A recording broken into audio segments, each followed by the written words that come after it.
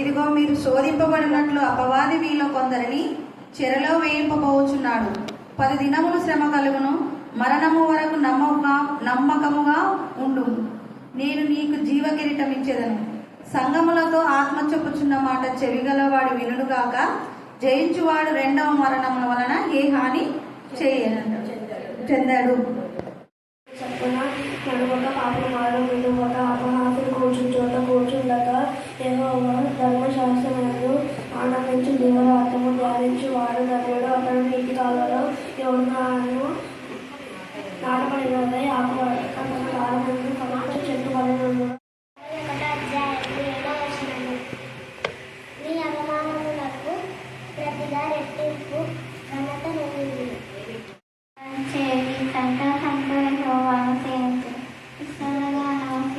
ఆయన సన్నిధికి రాని, ఆయనే దేవుడని తెలుసుకొని ఆయన మనలను గుర్తించను. మనమైన వారము, మనమైన ప్రజలము, ఆయన మేము గొర్రెలము. కృతజ్ఞత అర్పణలు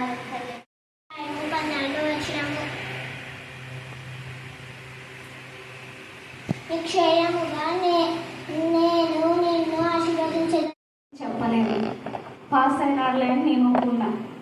కానీ మళ్ళీ సెకండ్ ఇయర్లో వెళ్ళినాడు. సెకండ్ ఇయర్లో మళ్ళీ ఫెయిల్ అయినాడు. ఎందుకంటే నాకు అర్థమైంది, అక్క ప్రతిదీ చెప్పాల సాక్ష్యం అనేది అంటుంది కానీ నేను చెప్పలే. కానీ రెండో ఇంటర్లో మరి ఫెయిల్ అయినాడు. మళ్ళీ మొన్న సప్లీలో రాసింటే పాస్ అయినాడు. దేవుని చట్టం వల్ల దేవుని సాక్షి చిన్న సాక్షి తిరిగి ఆశీర్వదించినాడు.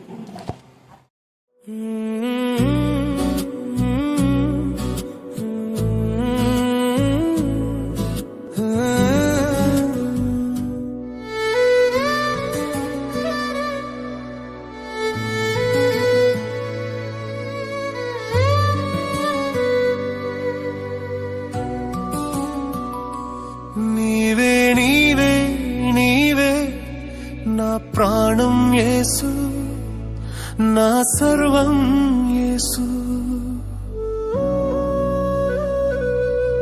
నిన్ను మరచి నే విడచి నే బ్రతుకను యేసు, నా ధ్యానం యేసు. నీవే నీవే నీవే నా ప్రాణం యేసు, నా సర్వం యేసు. నిన్ను మరచి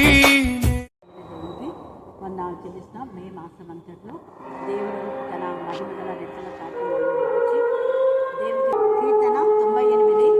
యెహోవా ఆశ్చర్యకారం చేస్తున్నాడు, ఆయనను గురించి కొత్త కీర్తన పాడుడి. ఆయన దక్షిణ హస్తం, ఆయన పశ్చిమ బాహు ఆయనకు విజయం కలుగజేసి ఉన్నది. యెహోవా తన రక్షణ వెల్లడి చేస్తున్నాడు, అన్యజనుడి ఎదుట తన నీతిని బయలుపరుచున్నాడు. ఇశ్రాయేలు సంతతికి తాను చూపిన కృపా విశ్వాసతను ఆయన జ్ఞాపకం చేసుకుని ఉన్నాడు. భూదిగంత నివాసులందరూ మన దేవుడు కలుగజేసిన చూచుడు. సర్వభూజనులారా ఎదురు బట్టి ఉచ్చరించుడు. ఆర్భాటంతో సంతోషగానం చేయడే కీర్తనలు పాడు. కాబట్టి 2026 జూన్ మాసంలో దేవుడు మన జీవితంలో అనేకమైన ఆశ్చర్యకారములు చేసినందుకు దేవుడిని స్తుతిస్తున్నాం. మరి 98వ కీర్తన మీరు కూడా చదివి ధ్యానం చేయండి.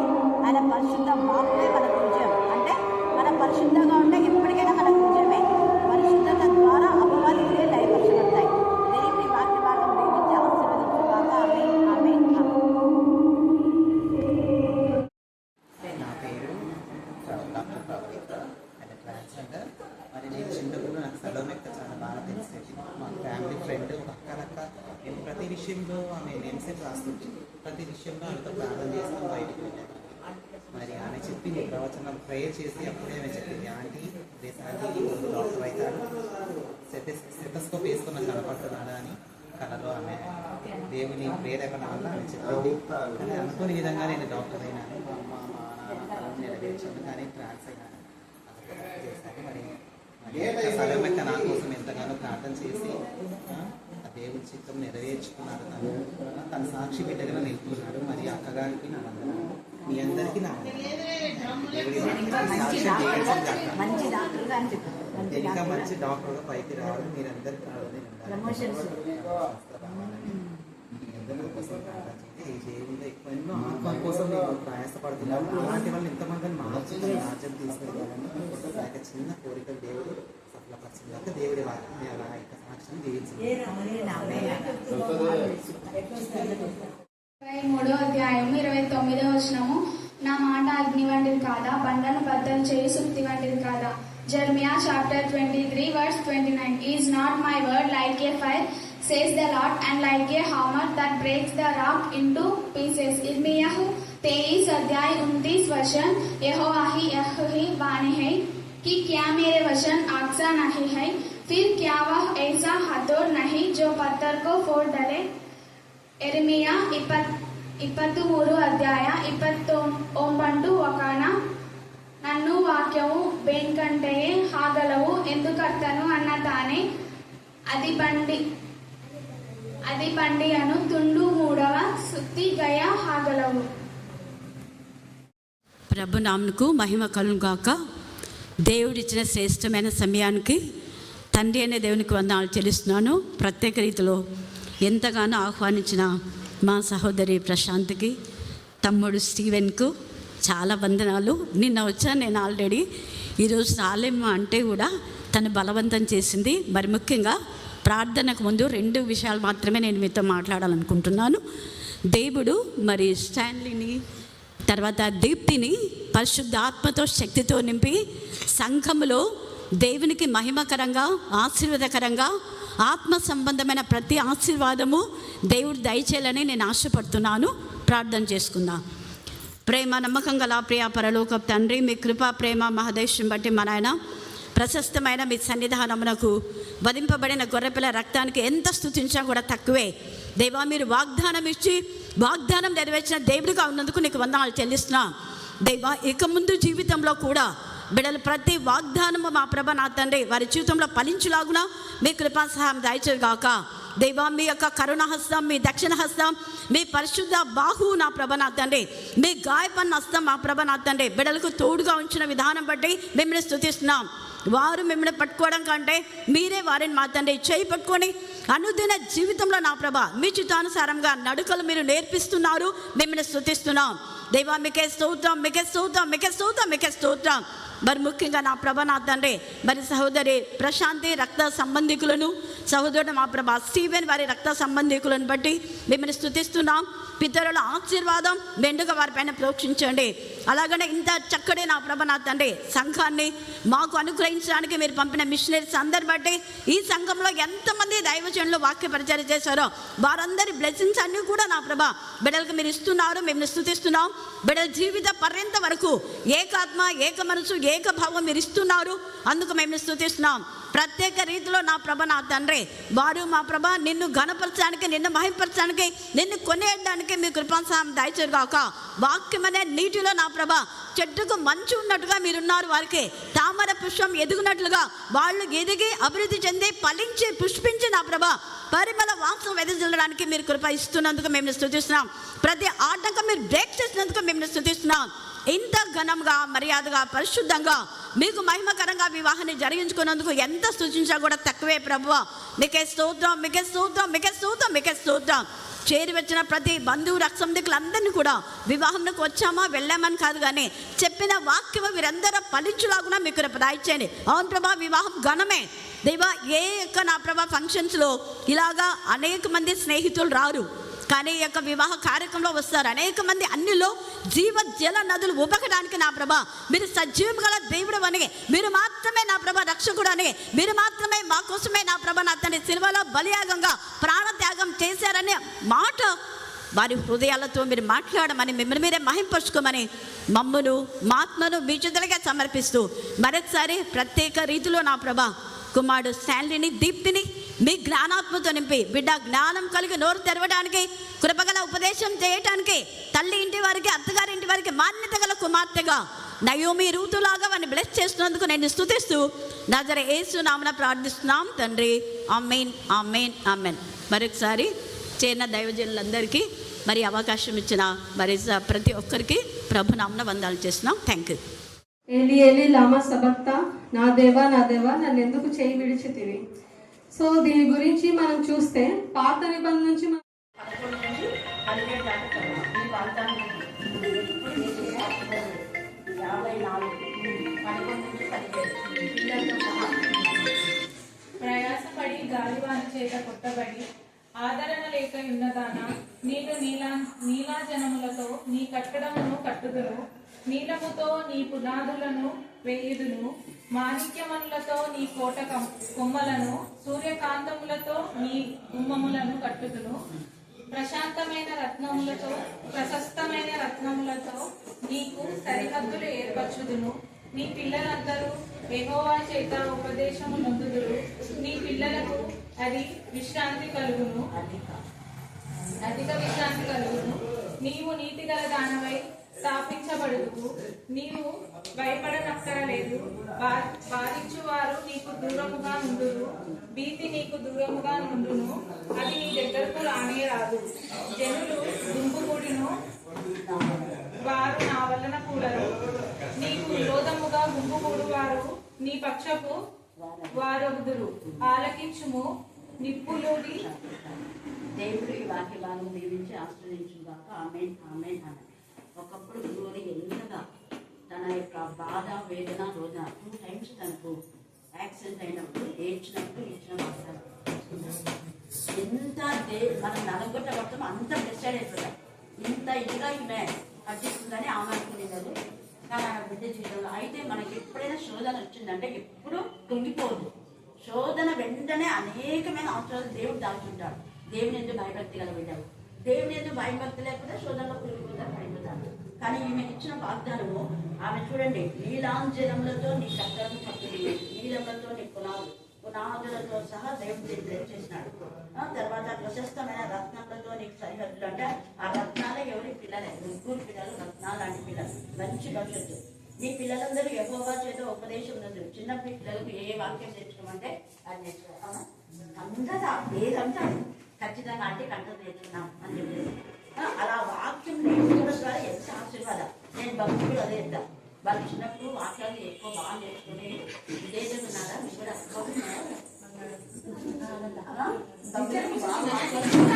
నువ్వు అన్నలాగా ఇలా అన్నావు కదా నేర్చుకో. ఎంత ఇదిగా మీ దేనికి మాన్యత గల కుమారుగా ఉండాలి.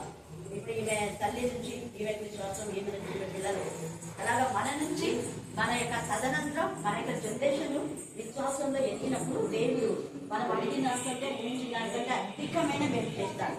మరి ఇక్కడ అంటున్నాడు, నీకు భయపడిన అక్కర్లేదు, బాధించే వారు నీకు దూరం వల్ల భయం అనేది అవసరం.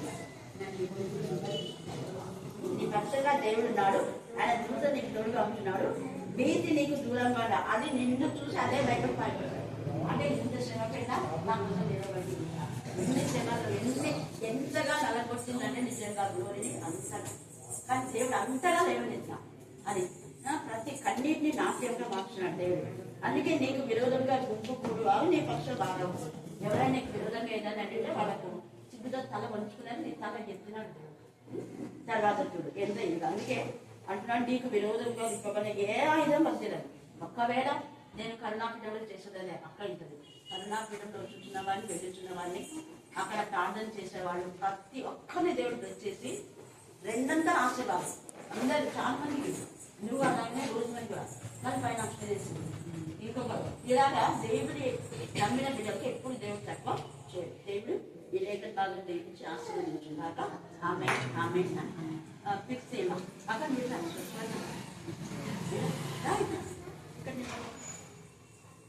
బబ్బులు రా బ్యాంకులు రా బబ్బులోకి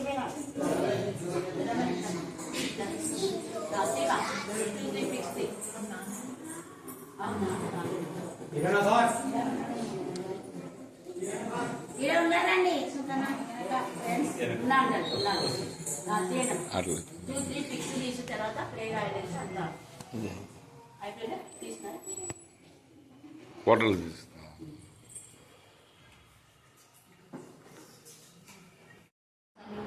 విశ్వాసం కూర్చున్నాను ప్రభా. విశ్వాసం మీరు మరింత పెట్టుబడి ప్రార్థన చేసినప్పుడు సరైన సాటి అయిన సహాయాన్ని దయచేస్తుందని ప్రార్థన చేస్తున్నదండి. మరి పవన్ కూడా ప్రేమించాక మొక్కను ప్రేమించి వాళ్ళ కుటుంబాన్ని ఆశీర్వదించి నెల వాళ్ళు అయ్యా మాత్రం మేలు మాత్రం పొందుకొని వాళ్ళ ఇంటి దగ్గర ఉండట్లేదు ప్రభా. వాళ్ళు ఎక్కడున్నా ఏ చోట ఉన్నా నీ యందు భయభక్తులు నీకు లోబడి నీకు ఇష్టంగా జీవిస్తున్నారు కాబట్టి అయా ఉండే ప్రతిరోజు సహవాసం కోరుకుంటున్నారు కాబట్టి వాళ్ళ జీవితంలో ఎన్నో అద్భుతంగా ఆశ్చర్యకరంగా జరిగిస్తున్న దేవుడు అయా జీవితం చిన్నదైనప్పటికీ ఆ కుటుంబాన్ని ఎంతో అయా ఆశీర్వాదకరంగా మీరు మార్చిన దేవానికి స్తోత్రం. తృప్తిగా సమాధానంగా శాంతిగా ఉండగలుగుతున్నారు ప్రభా. అదంతా నీకు ఇచ్చిందే ప్రభా. వచ్చిన పిల్లలు రూతి ఏ విధంగా ఆశీర్వదింపబడదు వారందరూ కూడా ఆ విధంగా ఆశీర్వదిస్తాను బట్టి స్తోత్రం. మరి నేను వివాహం చేసుకోవాలంటే మరి ఎక్కడికి వెళ్ళాలి, మరి మా వాళ్ళని చేసుకోవాలా లేదంటే వేరే వాళ్ళని చేసుకోవాలా నడిపించిన గొప్ప దేవానికి స్తోత్రమయ్యా. ఇది ఎంత గొప్ప కార్యం దేవాన్ని నాకు ఎంత మంచి దేవుడయ్యా. అవునైనా నా తన ఎడారిలో అయా నా తన నీరు పుట్టించున్నాడు, ఎడారిలో అయా చెట్లను కురిపించే గొప్ప దేవుడు అయ్యా నీకు స్తోత్రం. ఎండిపోయిన జీవితాలను చీలింప చేసే వాడు నీవేనయ్యా. అయ్యా మరి ఒకసారి శుద్ధిస్తున్నాం దేవానికి స్తోత్రం. అపోస్తుల కార్యములు 17వ అధ్యాయము 32 నుంచి 34 వరకు ఉన్న లేఖన భాగాన్ని చదువుకుందాం. మృతుల పునరుద్ధానం గురించి వారు వినినప్పుడు కొందరు అపహాస్యం చేసి మరికొందరు దీని గురించి నీవు చెప్పునది ఇంకొకసారి విందుమని చెప్పింది. అలాగుండగా పౌలు వారి మధ్య నుండి వెళ్ళిపోయాను. అయితే కొందరు మనుషులు అతనిని హత్తుకొని విశ్వసించిరి. వారిలో అరేయోపగీతుడైన దియోనుసియు దమరి అను ఒక స్త్రీయు వీరితో కూడా మరికొందరుండి. పత్రిక 8వ అధ్యాయము 15-16 వచనాల వరకు ఉన్న లేఖన భాగాన్ని చదువుకుందాం. ఏలయనగా మరలా భయపడుటకు మీరు దాస్యపు ఆత్మను పొందలేదు, కానీ దత్తపుత్ర ఆత్మను పొంది తిరిగి ఆ ఆత్మ కలిగిన వారమై మనము అబ్బా తండ్రి అని మొరపెట్టుచున్నాము.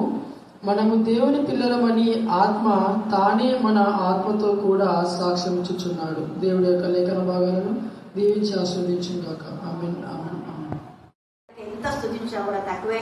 ప్రత్యేక రీతిలో నా ప్రభ నా తండ్రి ఈ రాత్రి కాల సమయమందు అలసిపోయి దైవ పనులకు వెళ్ళి కూడా నీ సన్నిధికి వచ్చిన బిడ్డలు ప్రత్యేకంగా దర్శించమని ప్రార్థిస్తున్నా. ఒక్కొక్క ఆత్మని మీ ఆత్మశక్తితో మరి నింపమని ప్రార్థిస్తున్నా. ఆత్మ ప్రభావంతో నింపమని ప్రార్థిస్తున్నా. ఆత్మ ద్వారానే నా ప్రభా మీరు మాతో మాట్లాడుతున్నందుకు మేము స్తుతిస్తున్నా. ఆత్మ మా పక్షంగా విజ్ఞాపన చేస్తున్నందుకు మేము స్తుతిస్తున్నా. ఆత్మ మా పక్షంగా రోధిస్తున్నందుకు మేము స్తుతిస్తున్నా. ఆత్మ మా పక్షంగా వ్యాధ్యం ఆడుతున్నందుకు మేము స్తుతిస్తున్నా. ఆత్మ మా పక్షంగా మా ప్రభా విజయాన్ని కలుగజేసినందుకు మేము స్తుతిస్తున్నా. అనేకులలో మా ప్రభా ఎవరైతే కనపరుస్తారో నేను వారిని మీరు కూడా కనపరుస్తారన్నారు. దేవా మీ నామం ఉన్నతమైన నామం తండ్రి, శక్తివంతమైన మీ నామం కనపరిచే ప్రతి బిడ్డను నా తండ్రి మీరు ఘనమైన స్థితిలో ఉన్నతమైన స్థితిలో దేవా ఉత్తమైనది మీరు అనుసరించే దేవుడు అని మేము సూచిస్తున్నాం. ఈ రాత్రి కాల సమయంలో ప్రత్యేకంగా ఎక్కడ చేరిన ప్రతి బిడ్డ నా ప్రభా నీకు మహిమకరమైన బిడ్డగా ఉంటూ దేవా నిన్ను హత్తుకొని ఆనుకొని జీవించే పేర్లు జీవగ్రంథమందు వ్రాయబడలాగునా మీ కృపాసాధ్యమని ప్రార్థిస్తున్నాం. దేవా ప్రార్థించిన బిడ్డల ప్రతి ప్రార్థన ధూపమై మీ సన్నిధిలో చేరింది ప్రభా. లోతు లాంటి నా ప్రభా నా తండ్రి అవివేకము స్థితి, లోతు భార్యలో ఉన్నటువంటి దేవా నా ప్రభా అవివేక స్థితి తొలగించమని ప్రార్థిస్తున్నాం. నిర్లక్ష్య స్వభావం ఏ బలపాటు జీవితం వేసినప్పుడు గర్తించమని ప్రార్థిస్తున్నాం. చేసిన మేలుకు ప్రతిగా నా ప్రభనాథని కీడు చేయాలనుకున్న ఆశ మా ప్రభనాథని దురాశ ఏ స్నామంలో లయపరచమని ప్రార్థిస్తున్నా. మీకే స్తోత్రం, మీకే స్తోత్రం, మీకే స్తోత్రం, మీకే స్తోత్రం, మీకే స్తోత్రం. దేవా నీ ఎందు భయభక్తి గల బిడ్డలు నా ప్రభా తమకు కలిగిన దానితో ఆనందిస్తారు. దేవా ఇద్దరు ఆశించి వారి జీవితాలు పాటు చేసుకోకుండా మీకు కృపాసాధ్యమని ప్రార్థిస్తున్నాం. వాక్యంలో వాక్షుగా మీరు మార్చండి. వాక్యం బయట వెళ్ళిచున్నప్పుడే ఆత్మీయ మానసిక శారీరక రుగ్మత నుంచి విడిపించమని ప్రార్థిస్తున్నాం. వాక్యం ద్వారా ధైర్యపరచండి, వాక్యం ద్వారా బలపరచండి, వాక్యం ద్వారా సమృద్ధి అనే జీవితాన్ని మీరు ఇస్తున్నారు. వాక్యం ద్వారా అపవాది క్రియలు లయపరుస్తున్నదేవా, వాక్యం ద్వారా అపవాది చాలా చిన్న కొడుతున్నదేవా. స్తోత్రం మీకే అరియోపగు సభ సభ్యురాలైనటువంటి దమరి చెప్పండి. ఎవరు చెప్పాలా? మళ్ళీ చెప్పాలి. దమరి ఏం కొత్తగా ఉందా? ఇంతకుముందు 2 నిమిషాలు చెప్పినాం. ఇప్పుడు కొత్తగా కాదు, ఛాన్సాలు చెప్పినాం. ఇది ఇంకా పాత వాళ్ళకైతే ఛాన్సాలు తెలుసు. దమరి చెప్పు. దమరి అరియోపగు సభ సభ్యురాలైన దమరి అరియోపగు సభ సభ్యురాలైన దమరి. ఇక్కడ ఇంకొకరు కూడా ఉన్నారు, దియోనుసియు, ఆయన తర్వాత దమరి. ఈ ఇద్దరు ఎంతగా వీళ్ళు దేవుని యందు భయభక్తి కలిగి ఉన్నారంటే, అంటే గతంలో వీళ్ళు ఏథెన్స్ పట్టణానికి వెళ్ళినప్పుడు అక్కడ వాళ్ళంతా అతి భక్తి ఆరాధన చేసినటువంటి వాళ్ళు. ఈ దమరి ఎంత భక్తి అంటే ఎవరు ఏం చెప్తే అది చేస్తారు అనమాట. ఎన్ని దేవతలను ఆమె పూజ చేయమంటే అంత. ఆమె పెద్ద ధనికురాలు కూడా, చాలా విద్యావంతురాలు. గ్రీకు దేశ స్త్రీలు అంటే ఘనత నొందిన వాళ్ళు. ఘనత నొందిన స్త్రీ ఈమె. ఘనత నొందింది, ధనవంతురాలు. అయితే అతి దేవత భక్తి కలిగినటువంటి స్త్రీ. ఎవరు ఏదైనా ఒక దేవతకి ఇంత ఇవ్వాలంటే ₹1 అంటే ₹1 ఇచ్చేదే. అంటే అంత దైవ భక్తితో మంచిది, పరిశుద్ధురాలు. తర్వాత విధేయత కలిగేది, అంటే దైవముల పైన ఆమె విధేయత కలిగి ఉంది. అప్పుడు ఈ యొక్క పౌలు వెళ్ళి 17వ అధ్యాయం మనం చూస్తే ఆ లేఖన భాగాలు మనకు బాగా అర్థమవుతుంది. 17వ అధ్యాయము 1 నుంచి 4 వచనాలు చదవండి. వారు అంఫిపొలి అపోలోనియా పట్టణంలో మీదుగా, ఇవి పెద్ద పట్టణాలు, ఇవి చాలా పెద్ద గ్రీసు దేశంలో పెద్ద పట్టణాలు ఇవన్నీ కూడా. అందుకే ఆ పట్టణంలో మీదుగా వెళ్ళి తెస్సలోనికకు వచ్చిరి. అక్కడ యూదుల సమాజ మందిరం ఒకటి ఉండేను. కనుక పౌలు తన వాడుక చొప్పున సమాజపు వారి యొద్దకు వెళ్ళి క్రీస్తు శ్రమపడి మృతులలో నుండి లేచుట ఆవశ్యకమని నేను మీకు ప్రచురము చేయు యేసే క్రీస్తై ఉన్నాడనియు లేఖనములలో నుండి దృష్టాంతములనెత్తి విప్పి చెప్పుచు వారితో 3 విశ్రాంతి దినములు తర్కించుచుండెను. వారిలో కొందరును భక్తి పరులకు గ్రీసు దేశస్థుల్లో చాలా మంది ఘనత గల స్త్రీలలో అనేకులు అని రాయబడింది. ఆ అనేకులలో ఈమె కూడా ఒకటి. అనేకులను ఒప్పుకొని పౌలుతోనూ శీలతోనూ కలిసి కొనిరి. అంటే ఇక్కడ పౌలు ఎందుకు వీళ్ళంతా అనేకులు మారడానికి కారణం ఏంటంటే, పౌలు యేసు ప్రభుల వారి యొక్క జనన మరణ పునరుద్ధానములు చెప్పి, పునరుద్ధానం లేదని చెప్పే వాళ్లతో చెప్తున్నాడు. పునరుద్ధానం లేదు, ఎవరైనా చచ్చిపోయి లేచారా అంటే చనిపోయి ఎవ్వరు లేలేదు, కానీ యేసు ప్రభుల వారు మాత్రమే చనిపోయి లేచాడు. మన కోసమే శ్రమ పొందాడు, మన కోసమే రక్తం కార్చాడు, మన కోసమే తిరిగి లేచాడు. మనకి మరణించిన మళ్ళా మనకు పునరుద్ధానంలో దేవునితో మనం ఉందాము. అక్కడ మోక్ష రాజ్యం ఉంది, అక్కడ పరలోకం ఉంది, దేవుని సన్నిధిలో ఆనందం సంతోషం అన్నీ ఉంటాయి. మనం నామకాస్తే భక్తి చేస్తే ఏం ప్రయోజనం ఉండదు అని విప్పి, అంటే ఏషియా కొంతమంది అక్కడ ఉన్నటువంటి వాళ్ళు పాత నిబంధన చదివింటారనుకో, అక్కడ సమాజ మందిరం అన్నారు. సమాజ మందిరంలో ఉండేదంతా యూదులు చాలా మంది ఉంటారు ఎక్కువగా. అయితే ఆ సమాజ మందిరంలో చెప్పేటప్పుడంతా ఆ పాత నిబంధనలు క్లెయిమ్ చేస్తూ పాత నిబంధనలో ఇవన్నీ తీసుకొచ్చి వాళ్ళకి చెప్తున్నాడు. ఏదైనగా మనకు శిష్యు పుట్టను, మన కుమారుడు అనుగ్రహింపబడను, అది ఆయన భుజం మీద రాజ్యభారం ఉంది, ఆశ్చర్యకరుడు, ఆలోచనకర్త, బలవంతుడు, దేవుడు, నిత్యుడు, తండ్రి, సమాధానకర్తయు అధిపతి అని ఉంది కదా. మరి ఆ సమాధానకర్తనే యేసు ప్రభుల వారు. అలా చెప్పి మళ్ళీ లూకా స్వార్థలోకి వెళ్ళి అక్కడ ఉంది కదా, భూమి మీద ఆయనకి ఇష్టమైన మనకు సమాధానం. కాబట్టి ఆయన మనం ఇష్టంగా ఉంటే మనకు సమాధానం ఉంటుంది. మీలో ఎవరికైనా సమాధానం లేకపోతే యేసయ్యను నమ్మండి అని చెప్పేవాడు. అలాగే మీకా దగ్గరికి వచ్చి అక్కడ బెత్లెహేము ఎఫ్రాతా యూదా ప్రధానంలో ఎంత మాత్రం అల్పమైన దానము కావు. మీకు పాత నిబంధన తెలుసు కదా, మీకా రాశారు కదా. ఆ బెత్లెహేములోనే యేసయ్య పుట్టాడు. ఏదైనా నాకు శిశువు పుట్టేననుంది, కనడం లేదు. పుట్టెను మీరు మత్తయి సువార్త చదవండి అని వాళ్ళు చెప్తున్నాడు అనమాట. మత్తయి సువార్తలో అంతా కనెను అని ఉంది. కానీ ఇక్కడ యేసయ్య పుట్టెను అని. పుట్టుట అంటే ఉద్భవించుట, అంటే ఎవరి ప్రమేయం లేకుండా పుట్టేదని పుట్టుట అనే మాట మాట్లాడతారు. మనం అంటాం ఒక పుట్టినరోజు అని. యాక్చువల్గా అక్కడ ఎంత ఇదిగా యేసు ప్రభుల వారిని గురించి కనెను రాయబడలేదు, కానీ పుట్టేను అని రాయబడింది. హల్లెలూయా. అన్ని ఇంకా చాలా ఇర్మియా ప్రవచనాలు కానివ్వండి, ఇవన్నీ కూడా అబ్రహాము నుంచి ఇవన్నీ తీసుకొచ్చి వాళ్ళకి చెప్పినప్పుడు వాళ్ళలో చాలా మంది విని ఏం చేస్తున్నారంటే చూడండి, చాలా మంది వాళ్ళు విన్నారు. ఇవన్నీ కూడా విని కొందరు భక్తి పరులు గ్రీసు చేసేస్తులో చాలా మంది ఘనత గల స్త్రీలు అనేకులను ఒప్పుకొని పౌలుతో శీలతో, వీళ్ళు చదువు రానోళ్ళు కాదు, పనికి మాలినోళ్ళు కాదు, ఎవరు దేవుని వాక్యం వినేదంటే ఘనత గల స్త్రీలు. చెప్పండి, మళ్ళీ చెప్పాలా, మళ్ళీ గట్టి చెప్పండి. దేవుని వాక్యం వినేది ఘనత కలిగిన స్త్రీలని వాక్యమే చెప్తుంది. నేను చెప్పేది ముచ్చట్లు ముసలమ్మ ముచ్చట్లు పెట్టుకొని నోటికి ఎంత వస్తే అంత మాట్లాడితే వాళ్ళంతా పనికి మాల వెధవాలు అంటారు. ఏమంటారు చెప్పండి, అంటారా లేదా? పనికి మాల వెధవ అంటారు. వెధవ అంటే 1000 ఏళ్ళు నరకంలోనే ఉంటావని. వెధవ అంటే బ్రతుకు 1000 ఏళ్ళు అనేది కాదు. వెధవ అంటే దేవుడికి విరోధంగా ఉండే వాళ్ళంతా నరకంలోనే ఉంటారు అని అర్థం. నరకం నుంచి వాళ్ళు బయటికి రాలేదు. వెధవ పనులు చేసేవాళ్ళు, వెధవ మాటలు మాట్లాడేవాళ్ళు పరలోక రాజ్య వారసులు కాదు.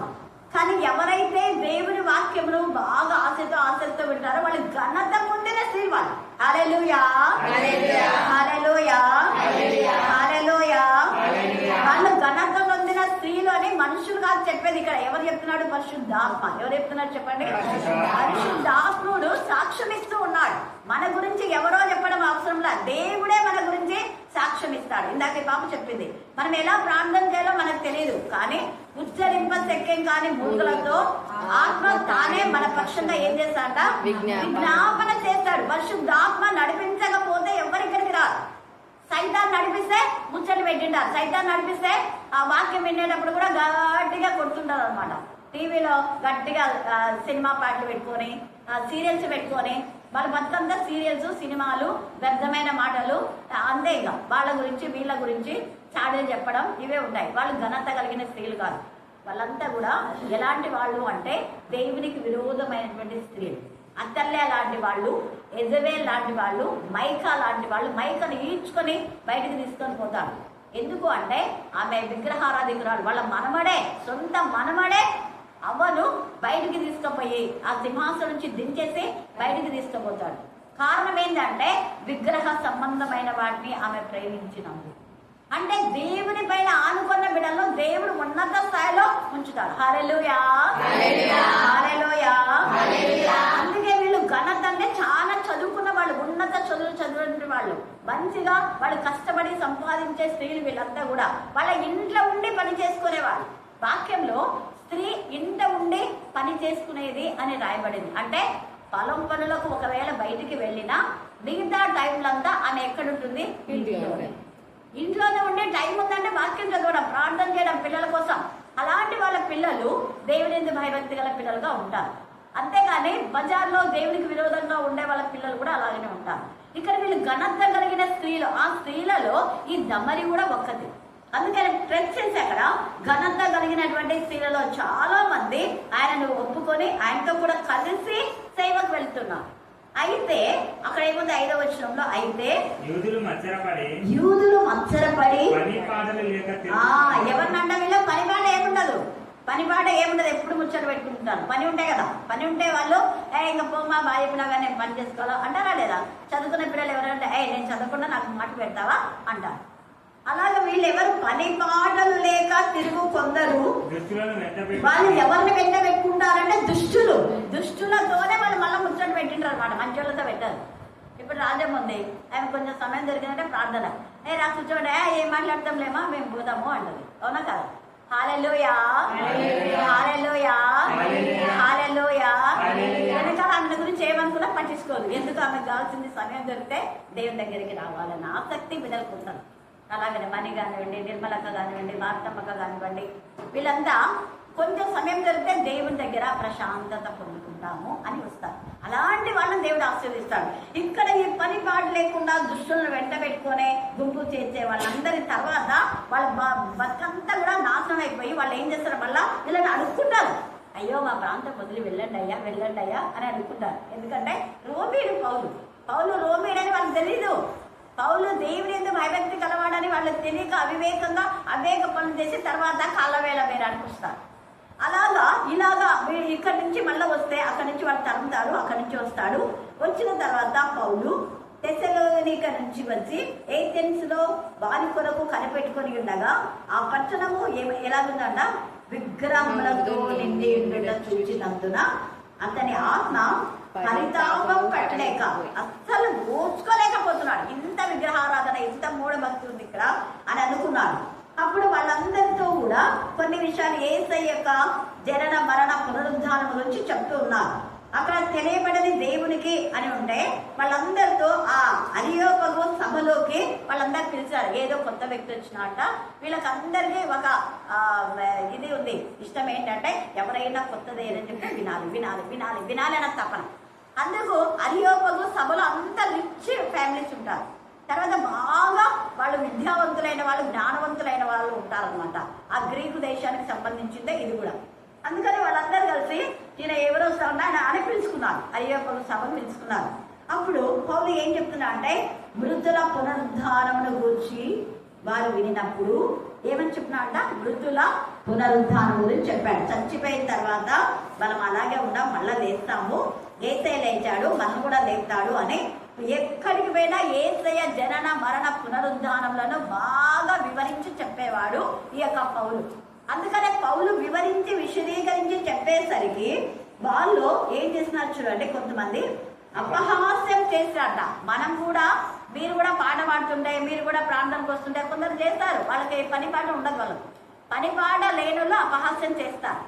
తర్వాత వాళ్ళ క్యారెక్టర్ లెస్ ఉండదు, వాళ్ళకు క్యారెక్టర్ మంచిగా ఉండదు. క్యారెక్టర్ మంచిగా లేని వాళ్లకు ఇలాగ అపహాస్యం చేస్తారు. ఇందాక రోజుమని ప్రార్థన చేసింది, సొదొమ గొమొర్రాలో ఉన్న వాళ్ళు బాల్య వయసులో నుంచి వృద్ధుల వరకు కూడా ఎలాంటి వాళ్ళు అంటే వాళ్ళు భయంకరమైన కామ పిశాచులు. పాపం అని, పాపం కాదు దాని పదము, కామ పిశాచులు.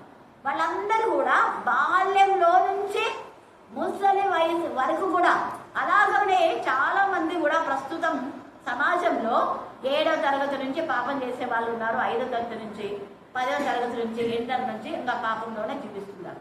వాళ్ళకు మంచి వాళ్ళంటే నచ్చదు. ఎందుకు? వాళ్ళ పాపంలో జీవించే వాళ్ళే వాళ్ళకి ఇష్టం, ఆ పాపం మురికే వాళ్ళకి ఇష్టం. పందికి ఏమి ఇష్టము? బురద. పంది పిల్లలకి ఏమి ఇష్టము?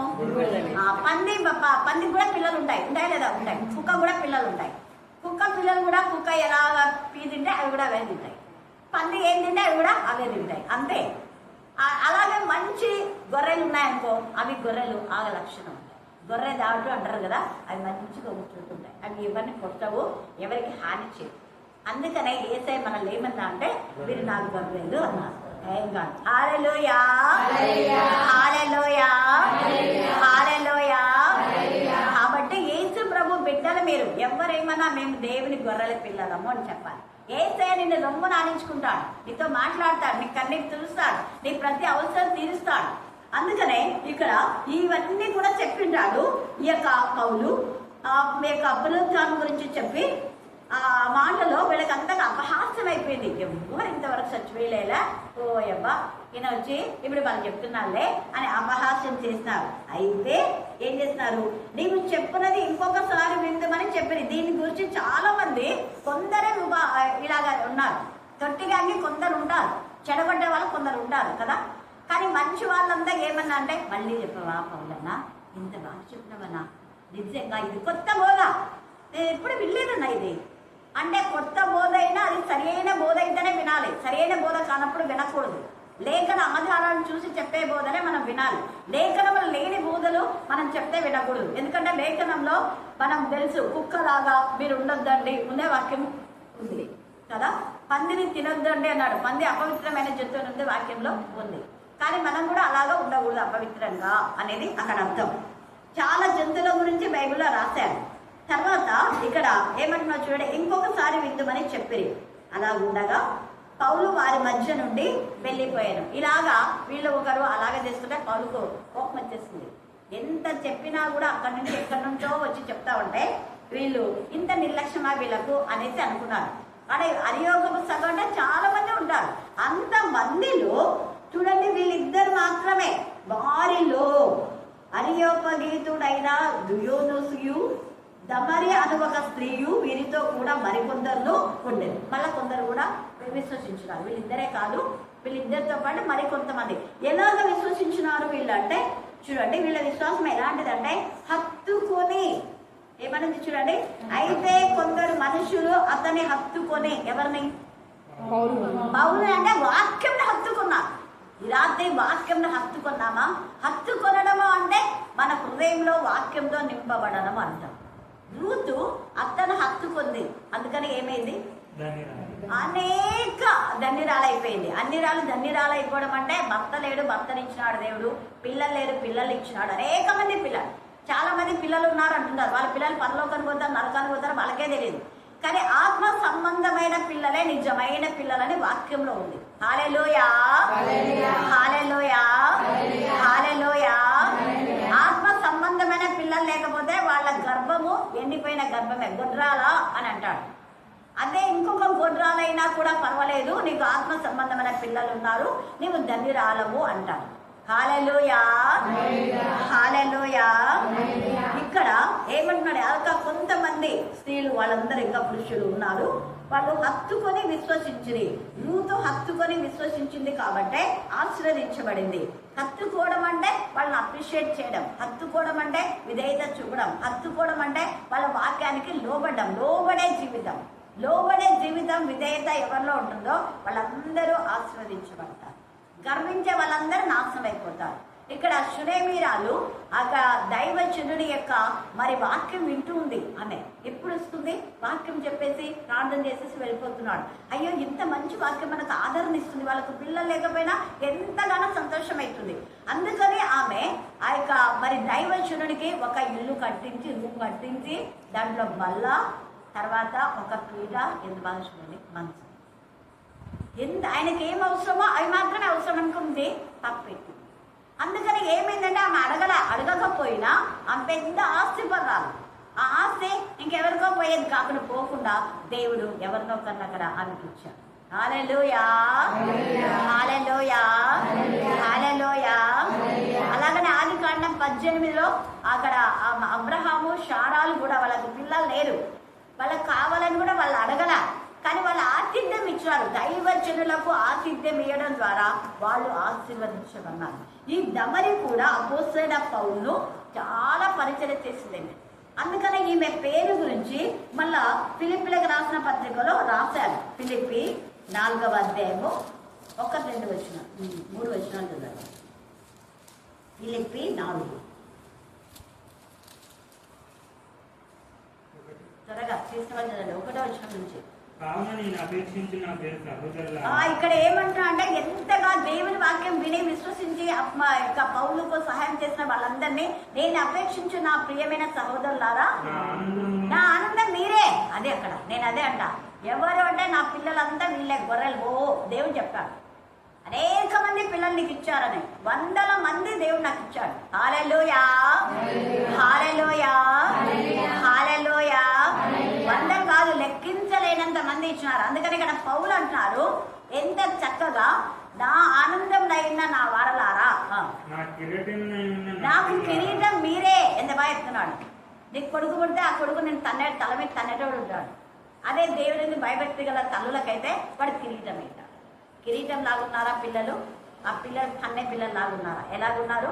మనమే ఆత్మ పరిశీలన చేసుకోవాలి. ఇక్కడ పౌలు అయితే వీళ్ళ గురించి మీరు ఆనందమై ఉన్నారు, నాకు దైవ సేవకుని ఆనందపరిచేవారుగా ఉన్నారు. ఆ ఆనందపరచడమే కిరీటం. వాళ్ళకు కూడా దేవుడు దయా కిరీటం, అక్షయ కిరీటం, మహిమ కిరీటం, ఇవన్నీ కూడా నీతి కిరీటం దేవుడు ఇస్తాడు. అది మీరు ఇలాగ వాక్యం విన్నారు కదా, ఎవరైనా వేరే వాళ్ళు వచ్చి మిమ్మల్ని అది ఇది ఆటంకం పెడితే ఆటంకపరచొద్దు, పోవద్దు. మీరు అక్కడ పోకుండా ఉండొద్దు. అట్లా అక్కడికి ఎందుకు వద్దాలే, కరుణాపీఠంలో అయితే ఆగిపోవద్దు, ముందుకు రా, అప్పుడు నేను దేవుడిని దీవిస్తాను. అందుకనే ఎంత చక్కగా స్థిరులున్నాయి. తప్పుడు బోధలు వస్తాయి, తప్పుడు బోధలు చేసే వాళ్ళు చాలా మంది ఉంటారు. మీరు స్థిరులై ఉండండి. ఏది నేర్చుకున్నారో, ఎక్కడ ఆశీర్వదించబన్నారో అక్కడ స్థిరంగా ఉండండి. స్థిరులై కదలని వారును ప్రభునందు ఏక మనసు కలవారై ఉండుడని యువోదియా చుంటుకేదో బతిమాలు కొంటారంట. తర్వాత ఆ సహకారి స్త్రీలు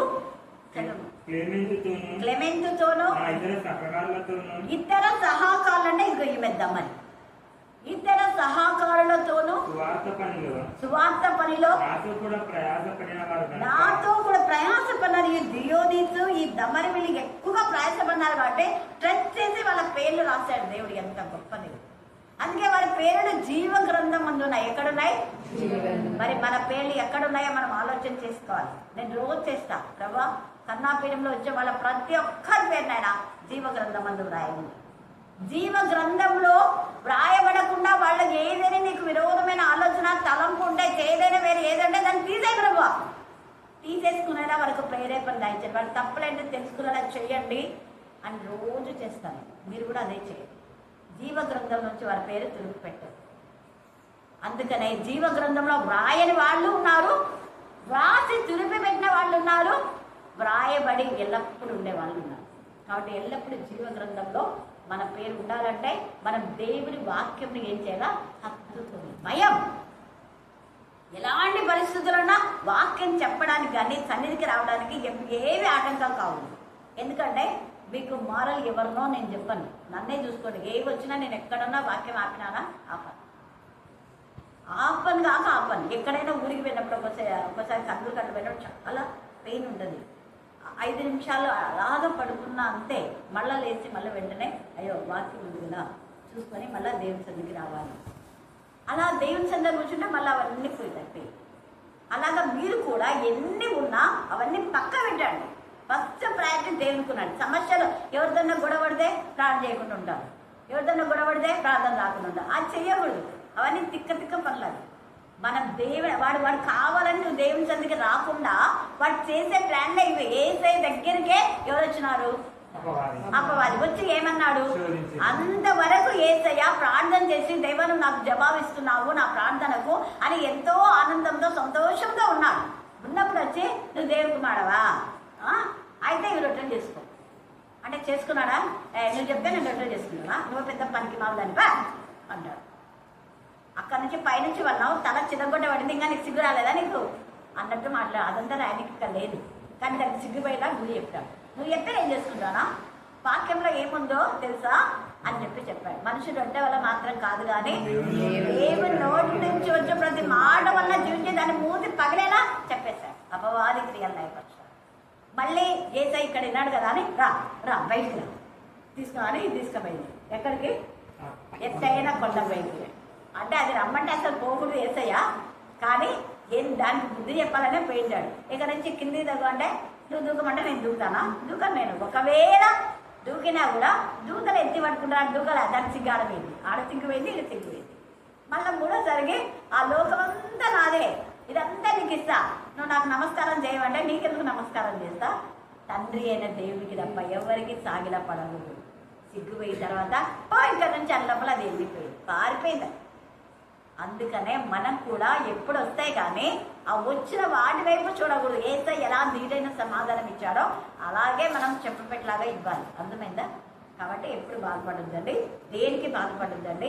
ఈ డమరి దియోనీస్ ఎంతగా దేవుని వాక్యం హత్తుకొని వాళ్ళు వెళ్ళిపోయారు. ఇక్కడ ఎన్ని గొడవలు వస్తున్నా కూడా యాసోను దేవుని ప్రకటిస్తూనే ఉన్నాడు. వాళ్ళు ఇంట్లో చేర్చుకున్నాడు. పౌలు ఎవరు చేర్చుకోకూడదని, పౌలు లాంటి వాళ్ళు వస్తే గిన మాకు వెంటనే చెప్పడానికి ఎన్నెన్నో తాగీదులు వచ్చినా కూడా యాసోను తీర్చుకున్నాడు. ఎందుకంటే యాసోను బంధువుడు. అది రోమాలో కూడా రాస్తాడు, యాసోను పేరు కూడా రాశాడు. తర్వాత రోమాలో ఇంకొక ప్రత్యేకమైన మాట చెప్తాడు పౌలు. చూడండి, రోమిలకు రాసిన పత్రిక 16వ అధ్యాయానికి వస్తే ఇది చాలా ఇంపార్టెంట్, మీరు ఎప్పుడు మర్చిపోకూడదు లైఫ్లో. 17వ వచనం నుంచి చదవమా.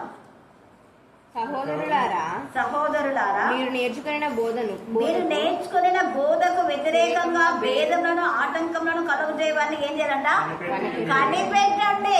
వాళ్ళు ఎలాంటి వాళ్ళు పనికి మాలలు కానీ పనికి మాల లాగానే వాళ్ళు మాట్లాడుతుంటారు. నువ్వు ఆత్మీయంగా ఎదగకుండా అప్పుడు నువ్వేం చేయాలి, మిమ్మల్ని బతిమాలు కొంచెం కనిపెట్టి ఉండడానికి మిమ్మల్ని బతిమాలు కొంచున్నాను, వారిలో నుండి తొలగి అండర్లైన్ చేసుకోండి. వారికి దూరంగా ఉండండి, వాళ్ళతో కూడా మాట్లాడదు. ఉందే వాక్యము, తొలగిపోవుడి అని ఉంది. తర్వాత అట్టివారు మన ప్రభువైన క్రీస్తుకు కాక తమ కడుపుకే దాసులు. పని పాటలు కూడా ఎప్పుడు పొట్ట నింపుకుంటున్నారు. తమ కడుపుకే దాసులు. వాళ్ళు దేవుని దాసులు కాదు వాళ్ళు. వారి ఇంపైన మాటల వలనను ఇచ్చకములు అంటే ఉన్నవి లేనివి కలిపి చెరిపడే వాళ్ళు అనమాట. ఇచ్చకముల వలనను నిష్కపట మనస్సులను మోసపుచ్చు. నిష్కపటులైన వాళ్ళు మంచిగా పరిశుద్ధంగా జీవించే వాళ్ళు పరిశుద్ధులు కాదు. వాళ్ళు అపవిత్రులై ఉండి పరిశుద్ధులైన బిడ్డలు మాట్లాడుతుంటారు. వాళ్ళు పాప క్రియలు చేసే వాళ్ళు కాబట్టి మంచిగా ఉండే వాళ్ళ పైన నేరాలు మోపుతుంటారు వీళ్ళు. అందుకే ఇచ్చకపు మాటలు నిష్కపటుల మనసులను మోసపుచ్చుదురు. మీ విధేయత అందరికి ప్రచురమైనది కనుక మిమ్మును గూర్చి సంతోషించుచున్నాను. మీరు మేలు విషయమై జ్ఞానులను కీడు విషయమై నిష్కపటులనై ఉండవలెనని కోరుచున్నాను. సమాధాన కర్తయ్యకు దేవుడు సాతాను మీ కాళ్ళ క్రింద శీఘ్రంగా చిరగదొక్కుతాడు. శీఘ్రంగా దేవుని పిల్లలకు ఎవరు వ్యతిరేక వాళ్ళందరూ నాశనమే. అందుకే శీఘ్రంగా చిరగదొక్కుతాడు. కాబట్టి ఇంకా చాలా ఉంది, మీరు మీద చదువుకోండి. ఈ పత్రికను ఇక్కడంతా కూడా యాసన గురించి కూడా ఇక్కడ సాక్ష్యం ఇస్తాడు. కాబట్టి ఈ లేఖనం లేక ఇది ఒక మర్మం. ఈ మర్మం తెలిసినట్టు మనం దేవుడికి మహిమకరంగా నిరంతరం ఆయనకు మహిమ కలిగేలా మన జీవితాలు సరి చేసుకుందాం. దేవుడు ఈ లేఖన భాగాన్ని దీవించి ఆశీర్వదించుగాక. ఆమేన్, ఆమేన్, ఆమేన్. చివరి ప్రార్థన. స్తుతులు స్తోత్రాలు చెల్లిస్తున్న ప్రభు. యేసు తండ్రి నీ కొందనాలు స్తుతులు స్తోత్రాలు చెల్లిస్తున్న ప్రభు. మీ తండ్రిని ఏ విధంగా మహిమపరిచారు ప్రభు. మేము నేను అంతకు ఎక్కువ మహిమపరచడానికి కృపను దయచేయమని ప్రార్థిస్తున్న ప్రభు. నీ కొందనాలు స్తుతులు స్తోత్రాలు చెల్లిస్తున్న మీరే మార్గం సత్యం జీవమని సెలవించే ప్రభు. నీ ద్వారానే తప్ప ఎవడనూ తండ్రి ఎదురు చేరడానికి సెలవించిన వాక్యాన్ని బట్టి నీ కొందనాలు స్తుతులు స్తోత్రాలు చెల్లిస్తున్న ప్రభు. యూద బెత్లెహేము తండ్రి పురములని మీరు జ్ఞాపకం చేసుకున్నారు ప్రభా. నీ కొందనాలైనా మమ్మల్ని కూడా రాత్రికాల సమయంలో జ్ఞాపకం చేసుకొని మనం ప్రార్థిస్తున్నాం. ప్రతి ఒక్కొక్క హృదయాన్ని తలుపు తట్టి మీరు దర్శించమని ప్రార్థిస్తున్నాం. ఆయన నీ కొందనాలు కరోనా పీఠంలోకి వచ్చిన ప్రతి ఒక్క రిక్వెస్ట్ని బట్టి నీ కొందనాలు తండ్రి ప్రవాస సమీరాన్ని జ్ఞాపకం చేసుకున్నాను. ఆయన బిడ్డ పట్ల మీరు గొప్ప కార్యం అద్భుత కార్యం చేయమని ప్రార్థిస్తున్నాం. నీ నామమును ఆశ్రయించిన వారికి ప్రభా, సింహం పిల్లలు లేవిడలపై ఆకలి కొనలేమో ప్రభా. నిన్ను ఆశ్రయించిన వారికి ఏ మేలును కొలదని సెలవిచ్చిన వాక్యాన్ని బట్టి నీ వాక్యంలో జీవింపచేయమని ప్రార్థిస్తున్నాం. ఆయన నీ కొన్ని దుష్ట శక్తులు దురాత్మల ప్రేతాత్మల సమూహం నుంచి విడిపించిన ప్రభా. స్త్రీల పరిచర్య ఎంతో ప్రాధాన్యతగా మీరు రాయించిన విధానాన్ని బట్టి నీ కొందనాలు. స్త్రీలు ఈ విధంగా సహకరించినందుకు నీ కొందనాలు ప్రభా. చెడ్డ స్త్రీలు కూడా ఉన్నారు ప్రభా. నీ కొందనాలు స్తోత్రాలు చెల్లిస్తున్న ప్రభా. జ్ఞానంతో ఇల్లు కట్టుకోవడానికి కృప దయచేయండి ప్రభా. ఆధిక్యత కేవలం స్త్రీకి మీరు ఇచ్చారు ప్రభా.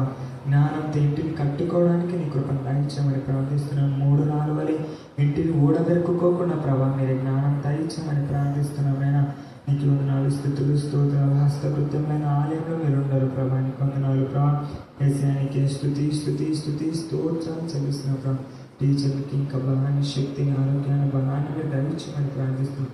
మరి ఎక్కువ మీ వాకులను పంపించి మాతో మాట్లాడమని ప్రార్థిస్తున్నాం. నాయన నీకే స్తుతి స్తుతి స్తుతి స్తోత్రాలు చెల్లిస్తున్నాం. మందలో చెదిరిన బిడ్డలు మీరు సమకూర్చండి దేవా. నీకు వందనాలు స్తుతులు స్తోత్రాలు చెల్లిస్తున్నాం. జరగబోయే వాటిని వాక్యం ద్వారా, బైబిల్ స్టడీ ద్వారా ముందే మాతో మాట్లాడుతున్నాం దేవా. జరుగుతున్న వాటితో మీరు మాట్లాడుతున్నారు దేవా. నీకు వందనాలు. భూత వర్తమాన భవిష్యత్ కాలంలో ఉండే దేవుడు నాయన